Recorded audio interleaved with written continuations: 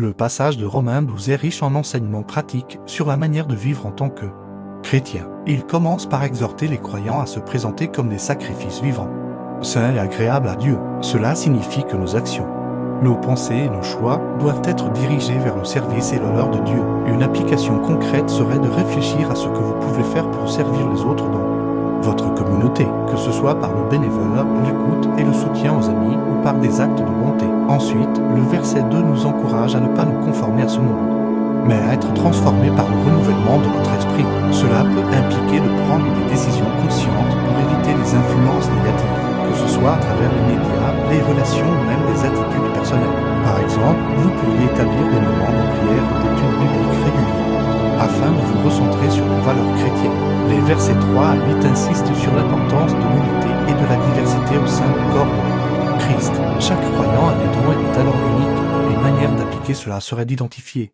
vos dons spirituels et de les utiliser dans votre église ou votre communauté, que ce soit par l'enseignement, la musique ou l'accueil. Chacun a un rôle à jouer et cela contribue à construire une communauté forte. Enfin, à partir du verset 9, Paul nous exhorte à aimer sincèrement, à détester le mal et à s'attacher au bien. Cela nous pousse à réfléchir sur nos interactions quotidiennes. Comment pouvons-nous montrer l'amour de Christ dans nos relations? Cela peut se traduire par des gestes de pardon, de compréhension et de compassion envers les autres. Même dans des situations difficiles, prenez le temps de méditer sur ces principes et demandez au Saint-Esprit de vous guider dans leur application. Il est toujours bien de prier pour obtenir la sagesse et la force d'agir selon ces enseignements. N'oubliez pas que d'autres interprétations peuvent exister, et il est bénéfique de prier pour que le Saint-Esprit vous éclaire.